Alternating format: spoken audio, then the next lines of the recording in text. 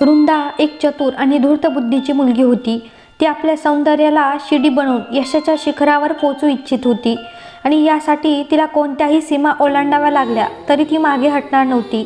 मॉडेलिंगच्या जगात पाऊल टाकण्यासाठी तिने न जाणो किती जणांच्या बिछाण्याला ऊब दिली होती, पण तिला याबद्दल कोणताही पश्चाताप नव्हता. प्रताप राठोड मात्र अगदी साधा आणि प्रामाणिक मनाचा माणूस होता. तो कधीच हे सहन करू शकत नव्हता की वृंदाने आपले सौंदर्य विकावे. तो तिला या वाईट नजरेच्या दुनियेपासून दूर ठेवून फक्त स्वतःच्या डोळ्यांसमोर सुरक्षित ठेवू इच्छित होता. पण वृंदाला आपल्या सौंदर्यावर इतकी घमेंड होती की तिला एक यशस्वी अभिनेत्री व्हायचं होतं आणि प्रत्येकाच्या नजरेत आपली स्तुती ऐकायची होती. प्रताप राठोडला हे सगळं आवडत नव्हतं आणि म्हणूनच ती आदराने जपलेली मर्यादा ओलांडून ती त्याच्या सन्मानाला तुडवून निघून गेली. प्रताप राठोड स्वतः एक SP होता, पण तरीही तो तिला शोधू शकला नाही. या धक्क्याने तो इतका खचला की तो सगळ्यांपासून तोंड लपवत फिरत राहिला. काही महिने उलटल्यानंतरही जेव्हा प्रताप राठोड वृंदाच्या दिलेल्या वेदनेतून बाहेर पडू शकला नाही, तेव्हा त्याच्या आईने त्याच्या दुसऱ्या लग्नाचा विचार केला. त्याचवेळी वृंदा तिचा मित्र प्रणवसोबत मॉडेलिंगच्या दुनियेत आपले पाऊल ठेवत होती. प्रणवने जेव्हा तिला प्रतापच्या दुसऱ्या लग्नाची बातमी दिली, तेव्हा वृंदा संतापाने तडफडू लागली. आता मी काय करू? ती संतापून प्रणववर तुटून पडली. तू मला मॉडेलिंगच्या दुनियेत येण्यासाठी प्रवृत्त केलं होतं. त्यावर प्रणव शांतपणे म्हणाला, मी काही तुला जबरदस्ती केली नाही. तू स्वतःच्या इच्छेने इथे आलीस. मी तर फक्त तुझी मदत केली. प्रणव त्याच्या लहान आवाजात रागाने बोलला होता, तर वृंदा अंतर्मनात रागाने तडफडत होती. तिने ठरवलं होतं की आता काहीही झालं तरी ती प्रतापकडे परत जाईल. ती त्याला कुणाच्या दुसऱ्याच्या स्वामित्वाखाली येऊ देणार नाही. नाश्त्यानंतर प्रताप पोलीस स्टेशनला गेला होता आणि प्रतापची आई आपल्या खोलीत गेली होती. तेव्हा पिहू संपूर्ण राठोड व्हिलाचे बारकाईने निरीक्षण करू लागली, जे एका सुंदर किल्ल्याप्रमाणे होते. ती प्रत्येक गोष्ट हसत हसत स्पर्श करून पाहत होती. तिला विश्वासच बसत नव्हता की आता हे घर तिचं घर होतं. याआधी ती नेहमीच 3 खोल्यांच्या एका छोट्या आणि जुन्या घरात राहत होती. त्यात देखील काकूचे ताशारे सहन करायची. तिच्या नशिबात तिचे आईवडील तिच्या लहानपणी सोडून गेले होते. तेव्हा काकूने तिच्या जीवाची सुटका करण्यासाठी प्रताप राठोड यांचं स्थळ लगेच स्वीकारलं होतं. पिहू त्यावेळी अंतःकरणाने खूप घाबरली होती, कारण तिला लग्नाचा खरा अर्थ कळत नव्हता. ती फार लहान होती. तिने 16व्या वर्षी संसारात पाऊल ठेवले होते, पण आता ती खूप आनंदी होती. प्रताप राठोड ज्याच्या व्यक्तिमत्वात अशी ओझरती आकर्षण होतं की पिहू स्वतः त्याच्याकडे ओढली जात होती. तिचं निरागस हृदय प्रताप राठोडच्या प्रेमात पडलं जात होतं. बराच वेळ घराचा बारकाईने अभ्यास केल्यानंतर ती पुन्हा आपल्या खोलीत परत आली होती. ती खूप थकली होती, म्हणून तिने काही वेळ झोपायचं ठरवलं. दुपारी झोपेतून ती जागी झाल्यावर जेवणाचा वास तिला खोलीतून बाहेर जाण्यास भाग पाडत होता. ती बाहेर आली तेव्हा घरातील नोकर जेवण बनवण्याच्या तयारीत होते, कारण प्रताप दुपारचं जेवण नेहमी घरीच करत असे.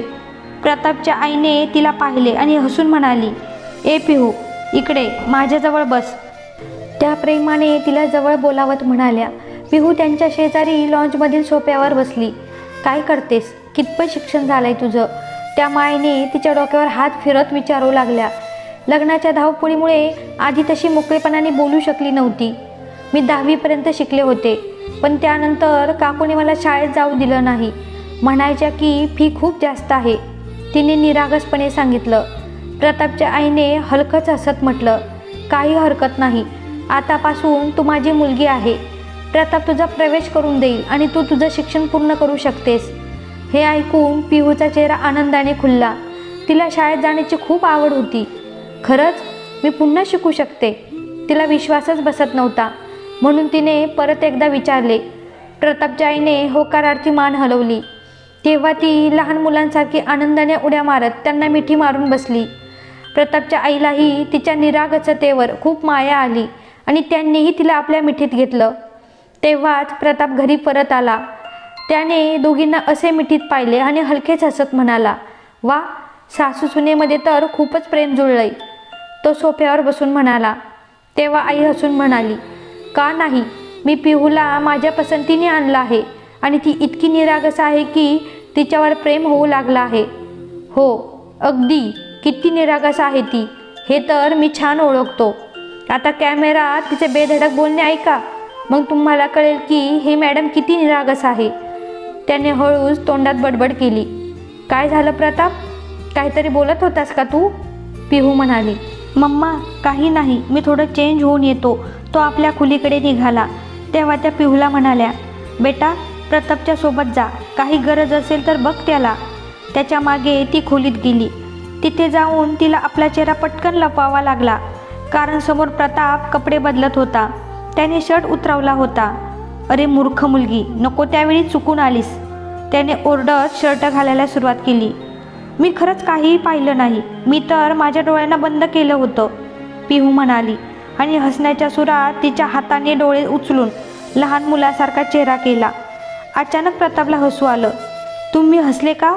पिहू जवळ आली आणि तिचा पाय जमिनीवर घसरला. त्याआधीच प्रतापने धावत जाऊन तिला धरलं. पिहूचा नाजूक शरीर प्रतापच्या गळ्यात होतं आणि त्या क्षणी दोघांच्या हृदयांची धडकन थांबली होती.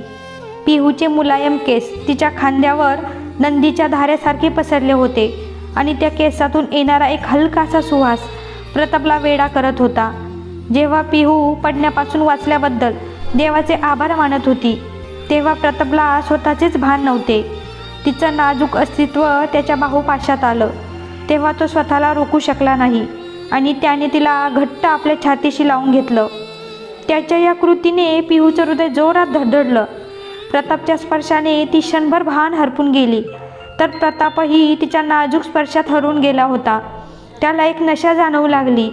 त्याच्या बेचैन हृदयाला अचानक एक समाधान मिळाल्यासारखं वाटू लागलं. हे समाधान तर त्याला वृंदासोबत राहूनही कधी मिळालं नव्हतं, जे त्याचं खरं प्रेम होतं. पण पिहूवर प्रेम नसतानाही तिच्या अस्तित्वाने त्याला शांतता दिली होती. आता सोडा मला. पिहू त्याच्या मिठीत घट्ट अडकली होती, त्यामुळे तिचा श्वास कोंडू लागला. ती हळूच अडखळत्या आवाजाने म्हणाली. तिच्या आवाजाने प्रताप एकदम भानावर आला आणि त्याने तिला मिठीतून बाहेर सोडून दिलं. लाजून त्याने आपलं डोकं खाजवलं आणि पटकन वॉशरूममध्ये जाऊन स्वतःला बंद करून घेतलं.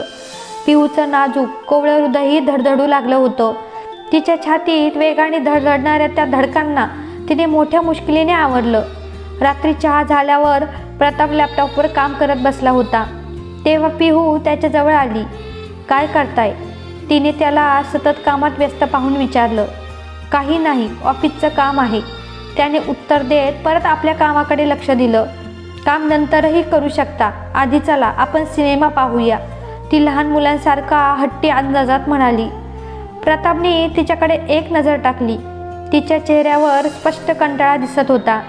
पिहू, मी महत्त्वाचं काम करत आहे, नंतर आपण सिनेमा पाहू, प्रताप गंभीरपणे म्हणाला आणि परत लॅपटॉपवर काम करू लागला. पिहू मात्र नाराज होऊन त्याच्याकडे पाठ फिरवून झोपली. तिच्या लहान मुलांसारख्या रुसण्यावर प्रतापच्या ओठांवर हसू उमटलं. त्यांनी पटापट आपलं काम आवरलं आणि लॅपटॉप बंद करत म्हणाला, चल आता मी मोकळा झालो. त्याच्या बोलण्यावर पिहू हसत बसली. कोणता सिनेमा बघू? प्रतापने विचारलं. पिहूने एका हॉरर सिनेमाचं नाव घेतलं. बघ, नंतर घाबरलीस तर मला काही सांगू नकोस. प्रतापने तिला थोडंसं घाबरवण्याचा प्रयत्न केला. मला काही भीती वाटत नाही, तुम्हाला माहीत आहे का, मी खूप धाडसी आहे, पिहू उशीतून बाहेर येत छाती फुगवून म्हणाली. तिच्या त्या निरागस वागण्याकडे प्रताप बराच वेळ पाहत राहिला आणि अचानक मोठ्याने हसला. तुम्ही का हसताय? पिहू नाराज होत म्हणाली. असंच. मला माहिती आहे तुझं धाडस किती आहे. तुझं धाडस तर लग्नाच्या पहिल्या रात्रीच पाहिलं होतं. कसली थरथर कापत होतीस. तो खट्याळ हसत म्हणाला. लग्नाच्या पहिल्या रात्रीची आठवण होताच पिहूचा चेहरा लाजेने लाल झाला. तुम्ही फार वाईट आहात प्रताप. खूप घाण घाण गोष्टी करत होतात, त्यामुळे मला भीती वाटलीच ना, ती नाक फुगवून म्हणाली. अग्ग वेडाबाई, ती घाण गोष्ट नव्हती, ते तर माझं तुझ्यावरचं प्रेम होतं, तो गोड गोड हसत म्हणाला. एव्हान त्याने लॅपटॉपवर सिनेमा लावायला सुरुवात केली. पाहून घे, नंतर जर घाबरलीस तर जबाबदारी तुझीच असेल. मग मला दोष देऊच नकोस की इतका भयानक सिनेमा का लावला. अहो, काही भीती नाही मला, तुम्ही सुरू तरी करा, ती आत्मविश्वासाने म्हणाली. त्याने खांदे उडवत एक हॉरर सिनेमा लावला. अजून थोडाच वेळ झाला होता चित्रपट सुरू होऊन आणि एक भयंकर सीन पाहून पिहू घाबरून जोरात किंचाळली आणि सरळ प्रतापच्या मांडीवर जाऊन बसली. प्रताप गडबडून तिला पाहत राहिला आणि वैतागून म्हणाला, काय करतेस पिहू? आपल्या जागेवर बस ना, माझ्या मांडीवर का बसलीस? ती हट्टी स्वरात म्हणाली, नाही, मला खूप भीती वाटतेय, मी तुमच्याजवळ बसणार. प्रतापने शांतपणे म्हटलं, ठीक आहे, जर तुला एवढीच भीती वाटतेय तर आपण हा चित्रपट बंद करतो. इतकं ऐकताच पिहू अचानक किंचाळली, नाही, मला हा चित्रपट बघायचा आहे. प्रतापने असहाय्य होऊन तिला पाहिलं आणि वैतागून चित्रपट सुरू ठेवला. आणि मग अचानक अजून एक भयानक सीन आला. तेव्हा ती घाबरून त्याच्या छातीला बिलगली. दोन्ही हात त्याच्या गळाभोवती घट्ट गुंडाळले. तो वैतागून म्हणाला, एवढी भीती वाटतेय तर बघू नकोस का माझ्या संयमाची परीक्षा घेत आहेस? यावेळी प्रताप थोडा कठोरपणे बोलला. तेव्हा घाबरून पिऊने स्वतःच चित्रपट बंद केला. प्रतापने सुटकेचा निश्वास सोडला आणि म्हणाला, चल आता झोपूया. मला पण झोप येतेय. तो लॅपटॉप बाजूला ठेवून झोपायला लागला आणि लाईट ऑफ केली. पण त्या क्षणी पिहू मोठ्याने किंचाळून उठून बसली आणि तिने पटकन लाईट परत ऑन केली. प्रताप वैतागून म्हणाला, काय झालं, एवढ्या जोरात का किंचाळलीस? ती रडवल्या आवाजात म्हणाली, लाईट बंद करू नका, मला खूप भीती वाटतेय. प्रताप संतापून म्हणाला, भयंकर चित्रपट बघायच्या आधी विचार करायला नको होता का? आधी मोठी धाडसी बनत होतीस आणि आता अंधाराची भीती वाटतेय. तो चिडून म्हणताच पिहू रडायला लागली. तिचे अश्रू पाहून प्रताप अस्वस्थ झाला. त्याने तिला हळूच आपल्या मिठीत घेतलं आणि प्रेमाने म्हणाला, असं रडू नको बरं, आता काही म्हणणार नाही. ती हुंदके देत म्हणाली, कुणीच मला प्रेम करत नाही, तुम्हीही मला सारखे ओरडत राहता. प्रतापने स्वतःलाच दोष दिला. कशाला एवढं रागावलो मी? तो हसत म्हणाला, तुला तर प्रेम केलं तरी रडू येतं, आता मी काय करावं? ते ऐकून पिहूने मोठ्या आश्चर्याने विचारलं, तुम्ही कधी माझ्यावर प्रेम केलं? कारण तिला प्रतापच्या बोलण्याचा अर्थ समजला नाही. लग्नाच्या रात्री प्रेम केले होते ना, तेव्हा तर तू रडली होतीस. म्हणूनच आता मी तुझ्यावर प्रेम करत नाही. प्रतापच्या या बोलण्याने ती एकदम रडणं विसरून लाजाने लाल झाली. तिच्या चेहऱ्यावरची ही लाली प्रतापला खूप सुंदर वाटली. बरं, मग जर तू रडणार नाहीस तर मी प्रेम करायला तयार आहे. प्रताप पुन्हा म्हणाला, नाही, तुम्ही खूप वाईट आहात. असं म्हणत ती लाजेने गडबडून लगेचच पांघरुणात शिरली. पण प्रताप तिची ही लबाडी ओळखून तिचं पांघरून ओढू लागला. आज तू माझ्यापासून वाचू शकत नाहीस, कारण तूच मला आव्हान दिलं आहेस की मी तुझ्यावर प्रेम करत नाही. आता मी तुला प्रेम करून दाखवतो. तो मस्करीच्या सुरात म्हणाला, लग्नाच्या पहिल्या रात्रीही तू झोपून गेलीस, पण आज नाही, आज तुला झोपू देणार नाही. असं म्हणत त्याने तिचा हात धरला आणि ती थेट त्याच्या मजबूत छातीवर जाऊन आदळली. दोघांची हृदये जोरात धडकू लागली. एका झटक्यात त्याने पिहूला पलंगावर झोपवलं आणि अनावर होऊन तिच्या मानेवर झुकला. प्रतापच्या ओठांचा स्पर्श होताच पिहूच्या संपूर्ण शरीरात एक रोमांच उभा राहिला. प्रताप हलकेच मोहात पडू लागला. तो तिला मस्करी करत छळत होता, पण स्वतःवरही ताबा ठेवणं त्याला कठीण जात होतं. कारण त्याला अजून तिच्यावर संपूर्ण प्रेमाची उधळण करायची नाही असं त्याने ठरवलं होतं. ती अजून लहान होती. तो फक्त हळुवारपणे तिच्या ओठांना स्पर्श करत तिला मोहात टाकत होता. पिहूला अजून शहारली. तिच्या हृदयाचे ठोके वाढले. तेव्हा त्याने हळूच तिला स्वतःपासून दूर केलं. बरं, झोप आता, मी तुला जास्त त्रास देणार नाही. तिच्या चेहऱ्यावरचे केस मागे सारत तो खूप प्रेमाने म्हणाला.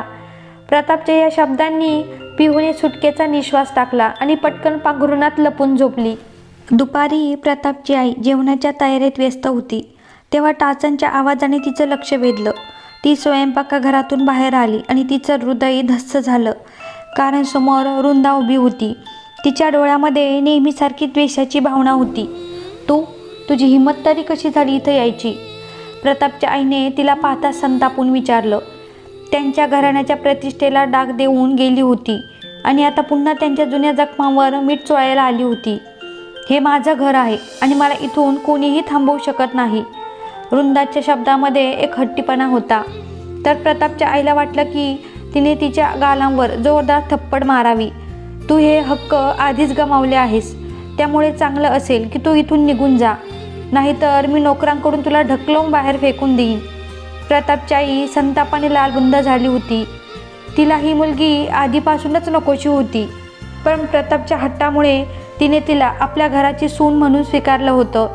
पण वृंदाला इज्जतीचं काहीही भान नव्हतं.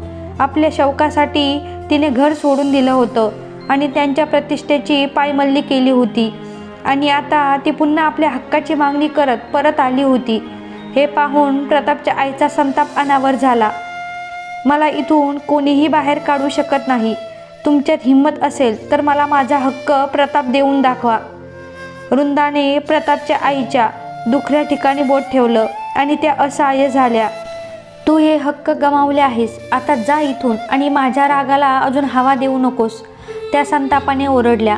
पण वृंदावर याचा काहीही परिणाम झाला नाही. ती तिथे शांत उभी राहिली. याआधी वृंदा अजून काही बोलेल तोच प्रताप तिथे आला. वृंदाला पाहून तो क्षणभर जागीच थिजला, पण प्रतापला पाहताच वृंदा झपाट्याने त्याच्याकडे धावली. मात्र जिन्यावर उभी असलेली पिहू हे दृश्य पाहून थरथर कापू लागली. प्रताप बघ, आई मला घराबाहेर काढतीये. मी परत आली आहे तुझ्याजवळ. तुझी वृंदा परत आली आहे.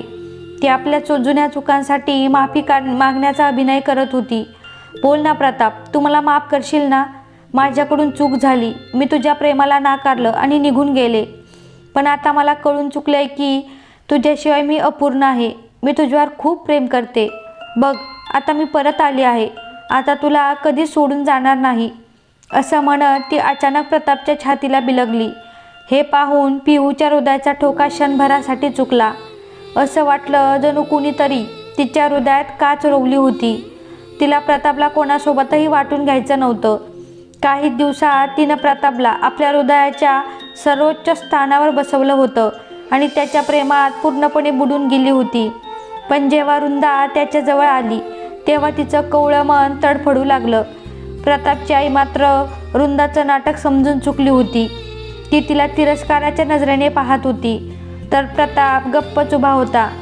प्रताप, काहीतरी बोल. गप्प का आहेस? मी तुझी माफी मागतेय. कृपया मला माफ कर. तुझ्या वृंदाला माफ कर, जिने तुला मनापासून प्रेम केलंय. वृंदा भावनिकपणे त्याला ब्लॅकमेल करण्याचा प्रयत्न करत होती. अखेर बराच वेळ शांत असलेला प्रताप बोलला, का आली आहेस इथे?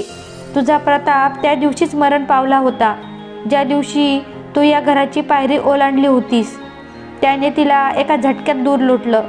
वृंदा जवळपास पडता पडता सावरली. मी खूप मोठी चूक केली होती. कृपया मला माफ कर. मला माझ्या चुकीची जाणीव झाली आहे प्रताप. मी तुझ्याशिवाय नाही जगू शकत, ती अश्रू भरलेल्या डोळ्यांनी म्हणाली. प्रतापच्या मनात क्षणभर हळवी भावना उमटली. त्याचे पाय वृंदाकडे वळू पाहत होते, पण ना जाणो कोणती ताकद होती जी त्याला थांबवत होती. तो फक्त शांत नजराने तिला पाहत राहिला. मी खरोखर मोठी चूक केली. तू हवं तर मला शिक्षा दे, पण पुन्हा मला स्वतःपासून दूर करू नकोस. वृंदाने हात जोडून विनवणी केली. प्रतापने एक क्षणासाठी तिला संतापाने पाहिलं. अशा चुका माफ करण्याच्या लायकीच्या नसतात वृंदा. तू माझा विश्वास तोडला आहेस, तो कठोर आवाजात म्हणाला. त्याचा हा रूप पाहून त्याची आई मनोमन सुखावली. फक्त एक संधी दे प्रताप. मी तुला माझ्या प्रेमाचा पुरावा देईन. मी फक्त तुझीच आहे आणि नेहमी तुझीच राहीन. वृंदा गुडघे टेकून गयावया करू लागली. वृंदा जोरजोराने रडत होती. तिचं संपूर्ण अस्तित्व जणू स्वतःच्या चुकांच्या ओझ्याखाली दबून जात होतं. प्रतापने खोल श्वास घेतला. त्याच्या चेहऱ्यावर निर्धार होता, पण मनात वृंदावरील प्रेमाची लढाई सुरू होती. त्याच्या मनाचा तोच एक क्षण होता जेव्हा तो कमकुवत पडला. वृंदाचे अश्रू, तिचे शब्द आणि तिची खाली वळलेली नजर, सगळं काही एक गोष्ट सांगत होतं, ज्यात फक्त लाज आणि अपराधीपणाचा रंग होता. प्रतापचं हृदय हळूहळू मऊ पडत गेलं. काही क्षण तो तिला पाहत राहिला आणि मग पुढे जाऊन तिच्या खांद्यांना धरून तिला उचललं. वृंदा, ही शेवटची संधी आहे. जर पुन्हा असं काही झालं तर मग माफीची काहीही संधी राहणार नाही. वृंदाने हुंदके देत मान हलवली आणि प्रतापच्या छातीला बिलगली. हा प्रसंग पाहून पिहूला वाटलं जणू तिचा श्वास अडखळतो आहे. तर प्रतापची आई रागाने तिडीक गेली. प्रताप, हे काय करत आहेस? या बेशरम मुलीला माफ करत आहेस तू, जिने तुझ्या इज्जतीला ललकारून सोडलं. तीच आता तुझ्या मिठीत आहे. कुठे गेली तुझी गैरत? तिला पुन्हा घरात का ठेवतोस? प्रताप शांतपणे आईच्या शब्दांना अर्थ समजून घेत होता. मग त्याने खोल श्वास घेतला आणि पुढे होऊन म्हणाला, मम्मा, मला माहीत आहे की वृंदाने चूक केली, पण तिने तिची चूक कबूल केली आहे. मी तिला आणखी एक संधी द्यायचं ठरवलं आहे. हे ऐकताच प्रतापच्या आईच्या चेहऱ्यावर अविश्वास आणि संतापाची छटा उमटली. प्रताप, तुला कल्पना नाही, ही मुलगी तुला पुन्हा फसवेल. आज ती माफी मागतीये, पण उद्या तेच करेल. मी या घरात तिला राहू देणार नाही. प्रताप अधिक ठाम झाला, पण त्याच्या स्वरात आईबद्दलचा आदर स्पष्ट जाणवत होता. मम्मा, मी तुमच्या प्रत्येक निर्णयाचा आदर करतो, पण ही माझी पत्नी आहे आणि मी तिला दुसरी संधी देण्याचा निर्णय घेतला आहे. मला तुमच्या नाराजगीची पूर्ण जाणीव आहे, पण मी माझं मन साफ केलं आहे. प्रतापच्या आईने संतापाने त्याच्याकडे पाहिलं आणि मग नजर वळवली. तिचे ओठ रागाने थरथरत होते. अखेरीस ती असहाय्य झाली. खोल कडवं श्वास घेत ती कठोर स्वरात म्हणाली, ठीक आहे, पण लक्षात ठेव प्रताप, जर हिने पुन्हा तीच चूक केली तर त्याची जबाबदारी फक्त आणि फक्त तुझी असेल. हे स्पष्टपणे सांगून ती निघून गेली. पिहू मंद पावलांनी वर आली. थोड्या वेळाने वृंदा खोलीत आली. तेव्हा तिने पाहिले की खिडकीजवळ एक नाजूक मुलगी उभी होती. सूर्याची किरणं सरळ तिच्यावर पडत होती आणि त्या झळाळत्या प्रकाशात ती एखाद्या सुंदर शिल्पासारखी भासत होती. तिने पांढरा फ्रॉक घातला होता, जणू आकाशातून अवतरलेली एखादी परीच असावी. वृंदा क्षणभर थबकली. ती बराच वेळ त्या मुलीच्या नाजूक आणि सुंदर शरीराकडे पाहत राहिली. तिचे मोठे निरागस डोळे, दुधासारखा गोरा रंग आणि चेहऱ्यावर अशी मासूमियत होती जी कुणाच्याही हृदयाला जिंकू शकली असती. त्या एका क्षणासाठी ती तिच्या सौंदर्यात हरवून गेली, पण लगेचच तिच्या मनात द्वेषाची एक तीव्र लाट उसळली. तू कोण आहेस? वृंदाच्या आवाजात कठोरपणा होता. मी पिहू आहे, प्रतापची दुसरी पत्नी. पिहूने स्वतःला सामंजस्य ठेवत हळूच उत्तर दिलं. तिच्या शब्दात सौम्यता होती, चेहऱ्यावर निरागसता होती. पण हे पाहून वृंदाच्या मनात आधीच पेटलेली आग आणखी भडकली. तिच्या नजरा पिहूच्या सुंदर चेहऱ्यावरून हटत नव्हत्या. मनात कटुता आणि जलन वाढत चालली होती. खरं तर वृंदा स्वतःही खूप सुंदर होती, पण का कोण जाणे, पिहूच्या समोर तिला स्वतःच कमीपणा जाणवत होता. किती सहज म्हणते आहेस, प्रतापची दुसरी पत्नी. वृंदाच्या ओठांवर एक कटू हास्य उमटलं, ज्यात उपहास लपला होता. तुला माहीत तरी आहे का मी कोण आहे? जी, आपण प्रतापची पहिली पत्नी आहात. तुमच्याबद्दल खूप ऐकलं होतं, पण आज प्रत्यक्ष पाहिलं. आपल्याला भेटून आनंद झाला. पिहूच्या आवाजात अजूनही तीच निरागसता होती, पण तिच्या मनात वेदना होत्या. वृंदाने एक जोरदार हास्य केलं, ज्यात द्वेष आणि तिच्या जळणाऱ्या अहंकाराची झलक होती. तुमच्यासारखे लोक नेहमी इतरांचे आयुष्य उद्ध्वस्त करून आनंद घेतात. तू माझी जागा हिरावून घेतली आहेस आणि आता इथे माझं स्वागत करण्याचं नाटक करत आहेस. हे ऐकून पिहूने नजर खाली झुकवली. माझा हेतू कुणाचं मन दुखावणं नव्हतं. मी तुमची जागा घेऊ इच्छित नव्हते. प्रतापने जो निर्णय घेतला तो त्याचा स्वतःच होता, माझा नव्हे. पिहू आपल्या गळ्यात अडकलेले अश्रू रोखत कशीबशी म्हणाली, पण वृंदा तिला उपहासाने पाहत राहिली, जणू तिच्या शब्दांची खिल्ली उडवत होती. प्रतापला आपल्या सौंदर्याच्या जाळात अडकवणे तुझ्यासाठी खूप सोपे असेल, नाही का? ती तिरकस बोलत होती. तेवढ्यात प्रताप आणि त्याच्या आई दोघेही खोलीत आले. वृंदा, तुला पिहूला काहीही सांगण्याची गरज नाही. ती या खोलीत राहील आणि तू दुसऱ्या खोलीत जा. तुझे सामान मी दुसऱ्या खोलीत पाठवून देतो, प्रताप म्हणाला. हे ऐकून वृंदाच्या मनात जळफाट झाला, पण तिने वरवर शांत राहण्याचा आव्हानला. ठीक आहे, मी तिथे शिफ्ट होते, काही प्रॉब्लेम नाही, ती चेहऱ्यावर बनावटी हास्य आणत म्हणाली. पण प्रतापची आई मात्र तिचा दुपट्टीपणा ओळखून होती. जी काही वेळापूर्वी आपल्या जिभेने विष ओकत होती, तीच आता अगदी निरागस असल्याचं भासवत होती. प्रताप फ्रेश होण्यासाठी वॉशरूमकडे गेला तर वृंदा पाय आपटत खोलीबाहेर पडली. प्रतापच्या आईने एक थकलेला दीर्घ श्वास घेतला आणि हळूच पिहूकडे आली. पिहू शांतपणे खिडकीकडे तोंड करून उभी होती. बाळा, ही तुझी जागा आहे, ही कधीही सोडू नकोस त्या बाईसाठी. ती खूप चतुर आहे, तुला हटवण्यासाठी नक्कीच काही ना काही प्रयत्न करेल. पण हे विसरू नकोस की मी तुला स्वतःचे सून म्हणून स्वीकारलं आहे. तू प्रतापची पत्नी आहेस, म्हणून त्याच्याशी तसंच वाग जसं तुला योग्य वाटेल, नाहीतर तुझ्या निरागसतेचा ती पुरेपूर फायदा घेईल, प्रतापच्या आईंनी तिला मिठी मारत सांगितलं. पिहूने फक्त मान हलवली. त्याचवेळी प्रताप वॉशरूममध्ये बाहेर आला आणि ती त्याचे कपडे काढून खाली निघून गेली. रात्र गडद होत होती आणि वृंदा आपल्या खोलीत बसून फक्त पिहूविषयी विचार करत होती. पिहूची निरागसता आणि प्रतापची तिच्यावरील प्रेमळ नजर तिने स्पष्टपणे पाहिली होती.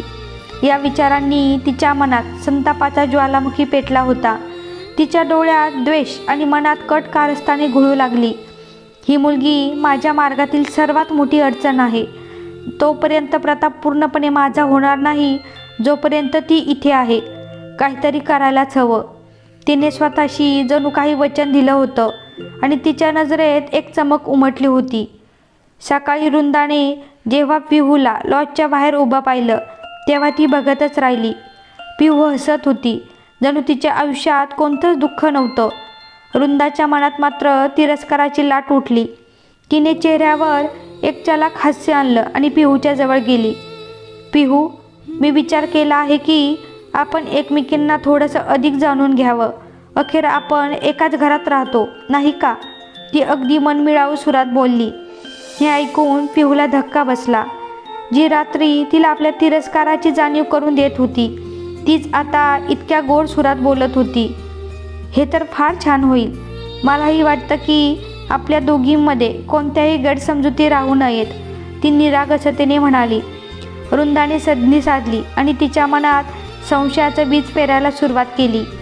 काल रात्री प्रतापशी तुझं बोलणं झालं का? वृंदाने सहजतेने विचारलं, पण तिच्या शब्दामागील चलाकी पिहूला जाणवली नाही. ते थोड्या उशिरा घरी आले होते, कदाचित खूप दमले असतील.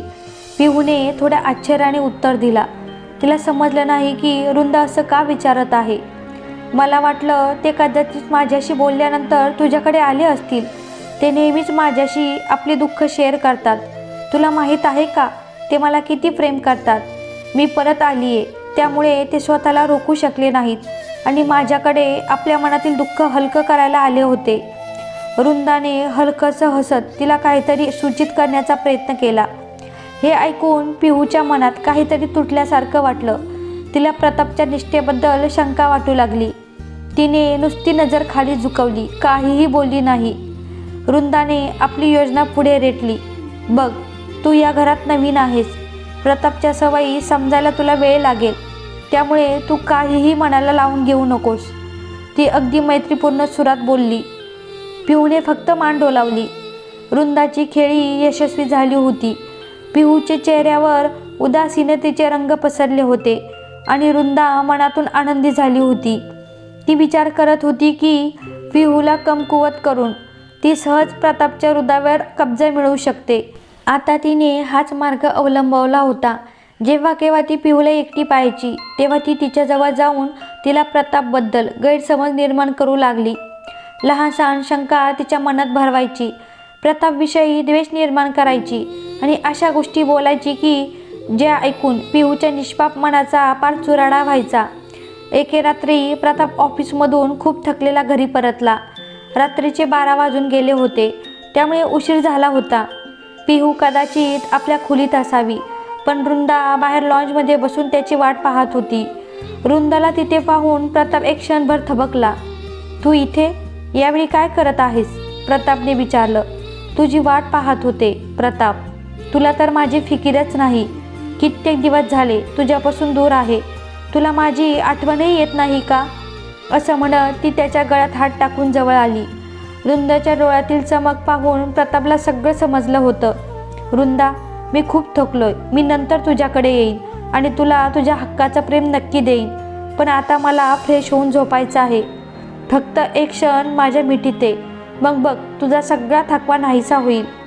असं म्हणत ती आपल्या नाजूक बोटांनी प्रतापच्या अंगावरून हात फिरवू लागली.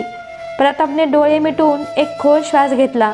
त्याला माहीत होतं की आता वृंदाला टाळणं सोपं नाही, पण तरीही त्याच्या मनात तिच्याविषयी काहीच भावना निर्माण होत नव्हत्या. तरीसुद्धा तिच्या इच्छेखातर त्याने स्वतःला तयार केलं आणि तिच्या खोलीत गेला. त्या रात्री वृंदाला प्रताप मिळाला आणि ती पूर्णतः समाधानी वाटली. पण तिच्या मनात अजूनही एक लढाई सुरू होती. तिला प्रतापला पूर्णपणे मिळवायचं होतं. कोणाशीही त्याचा वाटा करायचा नव्हता. म्हणूनच ती वेळोवेळी पिहूच्या मनात प्रतापविषयी शंका उत्पन्न करायची. प्रतापला जाणवत होतं की पिहू आता शांत झाली होती. आधी ती नेहमी हसत खेळत असायची, निरागस आणि गोड गोड बोलून संपूर्ण घर आनंदाने भरून टाकायची. पण आता ती अचानक गप्प झाली होती. त्याला हे उमजत होतं की वृंदाचं वागणं पिहूला पटत नव्हतं, पण तरीसुद्धा ती काही बोलत नव्हती. पिहूचं मन रमवण्यासाठी प्रतापने तिचं शिक्षण पूर्ण करण्यासाठी तिचा प्रवेश घेतला होता. पिहू यामुळे खूप खुश होती आणि आता ती आपलं लक्ष शिक्षणावर केंद्रित करू लागली होती. प्रतापही रात्री पोलीस स्टेशनवरून घरी परत आल्यावर तिला शिकवायचा. त्या दिवशीही तो घरी आला आणि पिहू तिच्या पुस्तकांसोबत बसली होती. तो तिला शिकवताना तिच्या जवळ जाऊन म्हणाला, आज मी तुला शिकवतो. पिहू जी त्याला संपूर्ण दिवस मिस करत होती, त्याला पाहून आनंदित झाली आणि ताबडतोब त्याच्या गळ्यात पडली. प्रताप एक क्षण गोंधळला, पण त्याच्या ओठांवर एक स्मित हास्य उमटलं. काय झालं पिहू, काहीतरी झालं का? त्याने शरारीतपणे तिच्या डोक्याला मारलं. पिहू जिच्यामध्ये अप्रतिम मासूमियत होती त्याला पाहून जरा गडबडली आणि म्हणाली, काही नाही, फक्त तुमची खूप आठवण येत होती. प्रताप तिच्या चेहऱ्यावरून नजर हटवत नाही. आता आठवण झाली तर आता काय करायचं, तो शरारीतीपणे विचारत होता. ती हसत हसत बोलली, काही नाही, फक्त शिकूया, मला इंग्रजी समजत नाही. प्रताप तिला जवळ घेऊन म्हणाला, नंतर शिकू, आधी थोडं प्रेम करू. असं म्हणत त्याने तिच्या गुलाबी ओठांवर चुंबन घेतलं. याआधी पिहू जेव्हा प्रतापच्या जवळ येताना थोडं भीत होती, आज मात्र तिचं हृदय त्याच्या बेभान प्रेमासाठी धडधडत होतं. तिच्या मनात प्रतापच्या भेटीची खूप इच्छा होती, कारण गेल्या काही दिवसांपासून प्रताप खूप उशिरा घरी परत येत होता आणि वृंदा त्याला आपल्या खोलीत खेचून नेत होती. जरी प्रताप तिथे जाताच झोपत असे तरी वृंदाला या गोष्टीत समाधान मिळत होतं, कारण प्रताप पिहूच्या जवळ नव्हता. आणि आज जेव्हा प्रताप तिच्या जवळ गेला तेव्हा ती स्वतःला रोखू शकली नाही आणि जेव्हा प्रतापने तिच्या ओठांवर स्पर्श केला तेव्हा तिच्या अंगात विजेचा धक्का झाला. तिच्या डोळ्यांना बंद करून तिने त्या क्षणाची अनुभूती घेतली आणि जेव्हा मधोशीमध्ये प्रतापने तिच्या ओठांवर आणखी अधिक शिद्दत दिली तेव्हा तीही त्याला साथ देत होती. पिहूकडून साथ मिळाल्यावर प्रतापच्या जिव्हारात आणखी आग भडकली होती. ते दोघे एकमेकांत हरवले होते. पण नंतर प्रताप पिहूपासून अलग झाला. त्याच्या दूर सरकण्याने पिहू आश्चर्यचकित झाली. काय झालं प्रताप, तुम्ही दूर का झालात? तुम्हाला मी आवडत नाही का? आवडतेस, पण तुझा काय भरोसा, पुन्हा रडायला लागशील, तो खट्याळपणे म्हणाला आणि हातातील घड्याळ काढून साईड टेबलवर ठेवू लागला. पिहू अस्वस्थ होती. ती आपल्या बोटांना मुरडत उभी होती. तिला समजत नव्हते की आपल्या भावना प्रतापसमोर कशा व्यक्त कराव्यात, पण प्रताप मात्र तिची अवस्था अगदी चांगल्या प्रकारे समजत होता. नाही रडणार, तिने कसाबसा शब्द उच्चारला. काय, काही नाही करणार? प्रतापला तिच्या तोंडून आणखी काही ऐकायचे होते. जेव्हा तुम्ही मला प्रेम कराल तेव्हा मी नाही रडणार. तिने थोडं अडखळत आपले मनोमत व्यक्त केले. तिच्या या उघड कबुलीने प्रतापच्या ओठांवर मोहक स्मित उमटलं. त्याने तिचा हात धरून तिला स्वतःकडे ओढले आणि अलगद पलंगावर झोपवले. नाही रडणार, तर मग आज माझ्या प्रेमाची कबुली अनुभव. बघ, प्रताप राठोड तुला किती प्रेम करतो. असं म्हणत त्याने तिच्या गळ्यातली ओढणी दूर फिरकावली आणि तिच्या मानेवर प्रेमाचे निशाण उमटवू लागला. त्याच्या सहवासात पिहूही बेधुंद होत होती आणि तिच्या नाजूक रूपाने प्रताप अधिकच वेडा होत होता. पूर्ण रात्र त्याने तिला आपल्या मिठीत सामावून घेतलं. तिच्यावरून भरभरून प्रेमाचा वर्षाव केला आणि दोघांनाही एक अतूट समाधान मिळालं. आता पुढच्या दिवशी, पिहू तुला माहीत आहे का, प्रतापला माझ्या हातची खीर खूप आवडते. का नाही, तूही आज माझ्यासोबत शिकून घेतेस? वृंदाने स्वयंपाकघरात पिहूला विचारले. प्रतापच्या आईला वृंदाचं पिहूसोबत असं जवळीक साधणं काहीतरी कट कारस्थानाचा इशारा देत होतं, पण ती घरात वाद नको म्हणून गप्प राहिली. हो नक्की, मला तर खूप आनंद होईल, नेहमीप्रमाणे निरागसपणे पिहू हसून म्हणाली. पण वृंदा मात्र कपटीपणाने खीर बनवताना तिला चुकीच्या वस्तू देऊ लागली. ही साखर जरा जास्त घाल आणि जायफळही जास्त टाक, वृंदा म्हणाली आणि पिहू तसंच करू लागली. खिरीत साखर गरजेपेक्षा जास्त झाली होती आणि जायफळाचा स्वाद कडवट झाला होता. दुपारच्या जेवणानंतर वृंदा हसत म्हणाली, प्रताप, आज पिहूने तुझ्यासाठी खीर बनवली आहे. चव बघ कशी आहे. प्रतापने चमच्याने खीर घेतली आणि चाखतच त्याचा चेहरा बिघडला. पण तो काहीही बोलण्यापासून स्वतःला थांबवू लागला. कशी झाली खीर, लवकर सांग. हे सगळं पाहत प्रताप आईला म्हणाला, स्वतः चेक करून बघ. त्यांच्या म्हणण्यानुसार प्रतापच्या आईने खीर चाखली आणि पटकन टिश्यू पेपरने तोंड पुसले. दुसरीकडे पिहूने लाजून मान खाली घातली. तिचे गाल लाल झाले आणि डोळ्यातून अश्रू तरळले. वृंदा मात्र खूप खुश होती. तिची योजना यशस्वी झाली होती. तिला मनोमन वाटत होतं, आता प्रतापलाही कळेल की पिहू त्याच्या लायकीची नाही. तेव्हाच प्रतापने पिहूचा उदार चेहरा पाहिला आणि प्रेमळ स्वरात म्हणाला, काही हरकत नाही पिहू, यातूनच शिकण्यासारखं आहे. पुढच्या वेळी मी स्वतः तुझ्यासोबत खीर बनवीन. हे ऐकून प्रतापची आई हसली. तिला वृंदाचा डाव समजला होता. ती मुद्दाम पिहूला कमीपणा वाटावा म्हणून हे सगळं करत होती. प्रतापच्या या शब्दांनी पिहूच्या मनाला मोठा दिलासा मिळाला. पण वृंदाच्या मनातील जळणारी आग आणखी तीव्र झाली. तिने काहीतरी बहाणा केला आणि जेवणाच्या टेबलवरून उठून आपल्या खोलीत निघून गेली. त्या दिवशी प्रताप आणि त्याची आई एका नातेवाईकाच्या लग्नाला गेले होते आणि हा योग वृंदासाठी एक सुवर्ण संधी होती. पिहू जिनेच्या जवळ उभी राहून खाली असलेल्या नोकरांना काहीतरी समजावत होती. वृंदाच्या मनात द्वेषाची भावना प्रबळ झाली. ही मुलगी माझ्या मार्गातील मोठी अडचण आहे. जोपर्यंत ही इथे आहे तोपर्यंत माझं आयुष्य दुःखी राहील. प्रतापचं मन कदाचित पूर्णपणे माझं झालं असेल, पण आता तिच्या नशिबाचा फैसला माझ्या हातात आहे. तिने स्वतःशीच ठरवलं आणि मग शांतपणे पिहूच्या मागे येऊन उभी राहिली. पिहू ऐक, तुला आता प्रताप सोबत राहण्याची काहीही गरज नाही. वृंदाच्या आवाजात एक विचित्र भावना होती. त्यात खोलवर द्वेष दडलेला होता. आपण काय बोलताय? मी तुम्हाला काही त्रास दिला आहे का? पिहू आश्चर्याने मागे वळून विचारलं. त्रास? तुझी उपस्थितीच माझ्यासाठी सर्वात मोठा त्रास आहे. तू माझं सगळं काही हिरावून घेतलं, माझं हक्क, माझं घर, माझा प्रताप. पण आता वेळ आली आहे तुला तुझ्या जागी पोचवायची. वृंदा त्वेषाने बोलली. पिहूने घाबरून पावलं मागे घेतली, पण त्याच क्षणी वृंदा तिला जोरात ढकलून दिलं. काही क्षणातच पिहूचा तोल गेला आणि ती जिन्याहून खाली कोसळली. तिच्या तोंडून एक हृदय पिळवटून टाकणारी किंकाळी बाहेर पडली. घरातील नोकर घाबरून तिच्या ओरडण्याचा आवाज ऐकताच तिथे धावले. समोरचं दृश्य पाहून त्यांचे हातपाय गळाले. ते त्वरित तिला दवाखान्यात घेऊन गेले. मात्र वृंदा त्या ठिकाणून पसार झाली होती. नोकरांनी तातडीने प्रतापला फोन केला. तो वेड्यासारखाच धावत घरी आला. हे सगळं काय चाललंय? पिहू कुठे आहे? घरात शिरताच त्याने घाईघाईने विचारलं.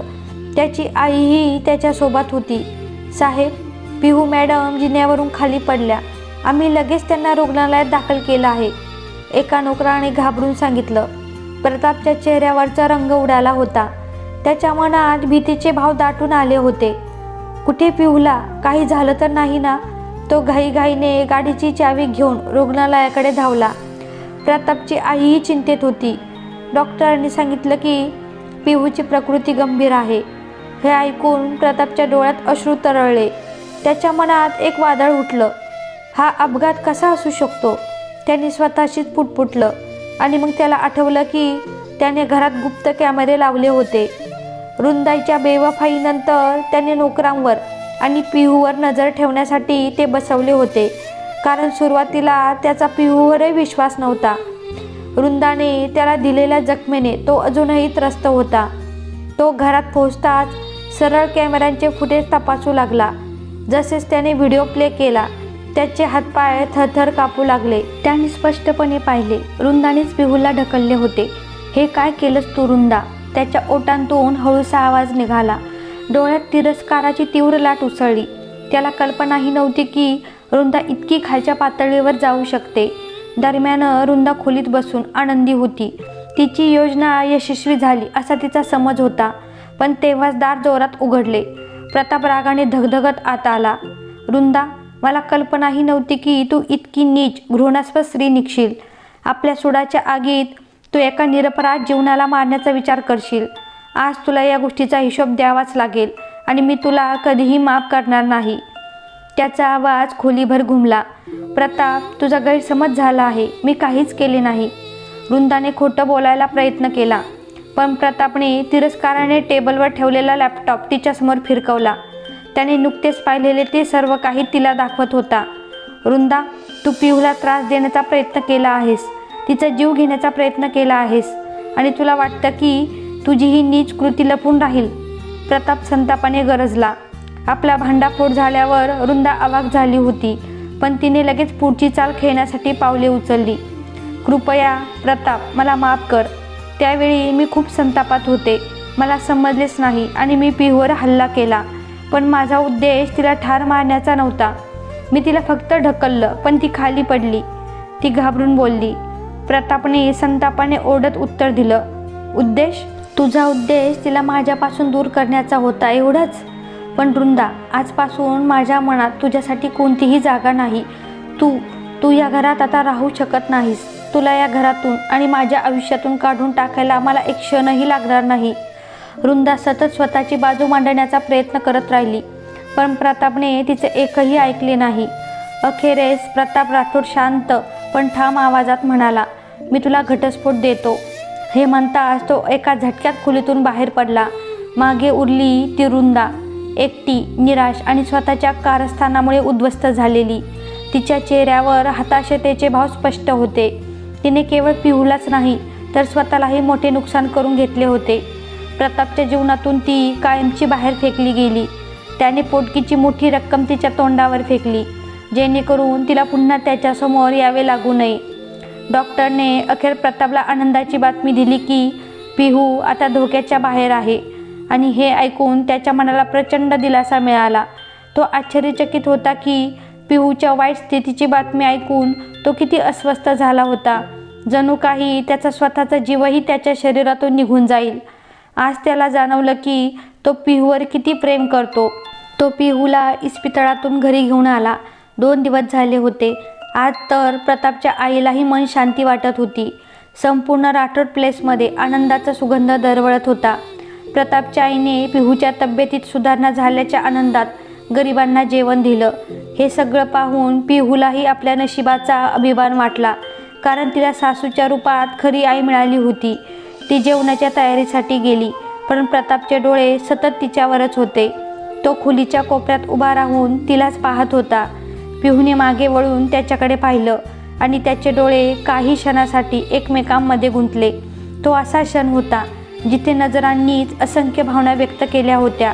अगदी पुढच्या क्षणी पिहूने आपले हात पसरवले आणि डोळ्यात अश्रू भरून प्रतापला जवळ बोलावले. तिच्या हाकेत प्रतापच्या मनात अमर्याद प्रेम दाटून आलं. तो पटकन तिच्याजवळ गेला आणि ते दोघं एकमेकांच्या मिठीत सामावले. पिहूला जणू त्याच्या कुशीत अपार शांती मिळाली होती. मी खूप घाबरले होते प्रताप. का? तुला मृत्यूची भीती वाटते? मृत्यूची नाही, तुझ्यापासून दूर होण्याच्या विचाराने भीती वाटते. मी तुझ्यापासून वेगळी होऊ इच्छित नाही. तुझ्यासोबत जगायचंय, तुझ्या प्रेमाची अनुभूती घ्यायची आहे, माझ्या नशिबाचा अभिमान वाटावा असा प्रत्येक क्षण जगायचा आहे. ती त्याच्या छातीत डोकं लपवून रडत होती आणि प्रताप तिच्या अश्रूंना आपल्या प्रेमाच्या मिठीत विरघळून देत होता. प्रताप तिच्या डोक्यावरून हात फिरवत तिला शांत करण्याचा प्रयत्न करत होता. मी तुला मरू देणार नाही पिहू, कारण अजून मला तुझ्यावर खूप सारं प्रेम करायचं आहे. एका रात्रीत माझ्या इच्छांची तृप्ती कशी होईल? माझ्या मनाला अजूनही सुकून मिळालेला नाही. आधी नीट बरी हो, मग पहा मी कशी तुझ्यावर सिद्धतेने प्रेमाचा वर्षाव करतो. माझ्या प्रेमाच्या सागरात तुला पूर्णपणे बुडवून टाकीन. तुला माझ्या प्रेमाची अशी कैदी बनवेन की तुझी सुटका अशक्य होईल. प्रताप, मला स्वतः तुझ्या प्रेमातून मुक्त व्हायचं नाही. असं म्हणत तिनं थोडंसं डोकं वर करत प्रतापच्या गालावर हलकीशी प्रेमाची मोहर उमटवली. तिच्या या अदेखाली प्रताप प्रेमाने भारावून गेला आणि त्या नाजूक परीला त्याने जोरात आपल्या हृदयाशी कवटाळून घेतलं. त्याने आपल्या प्रेमाच्या दीर्घायुष्याची प्रार्थना केली. मित्रांनो, ही गोष्टीचा दुसरा आणि शेवटचा भाग होता. पहिला भाग वाचण्यासाठी खालील डिस्क्रिप्शन बॉक्समधील लिंकवर क्लिक करा. ही गोष्ट तुम्हाला कशी वाटली ते कमेंटमध्ये नक्की सांगा. आवडलं असेल तर कृपया लाईक करा आणि दररोज नवीन रोमॅन्टिक कथा ऐकण्यासाठी आमच्या चॅनलला सबस्क्राईब करा. लवकरच एका नवीन रोमॅन्टिक कथेसह भेटूया. तोपर्यंत धन्यवाद.